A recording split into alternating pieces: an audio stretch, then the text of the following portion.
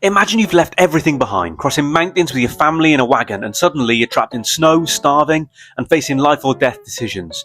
No, this isn't horror, this is a real story and a powerful warning as to what happens when migration goes wrong. The Oregon Trail was 3,500 kilometers long, a 6 to 9 month journey from Missouri to the west coast, crossed 2 mountain ranges and was filled with hazards: storms, disease, stampeding buffalo, quicksand, and even hostile attacks. So how did people survive it? You had to start in April for enough grass for animals, you had to bring enough supplies, often just salt pork, and you needed to reach the mountains before winter or risk being snowed in. So here comes the Donner Party. In 1846, 300 people set off for California, led by Jacob and George Donner. They had wagons, supplies and hope, but they made one big mistake: they took a shortcut. At Fort Bridger, 80 of them split off, following a new route they'd read about in a leaflet. No proper guidance and no maps. The wagons broke, cattle died, and one man killed another. Then they hit the Sierra Nevada, and the snow trapped them.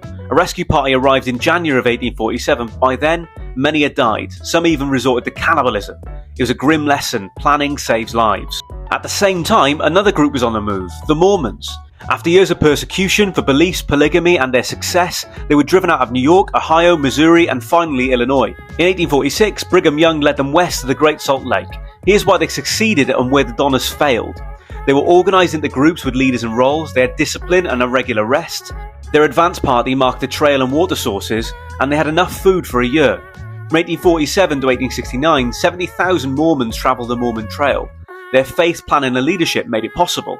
So, the Donner Party trusted a leaflet and ended in disaster. The Mormons relied on discipline, faith and detailed planning. Both show how dangerous the journey was, but also how the right preparation made all the difference. Remember to like, share and follow Revise More History for more GCSE American West tips.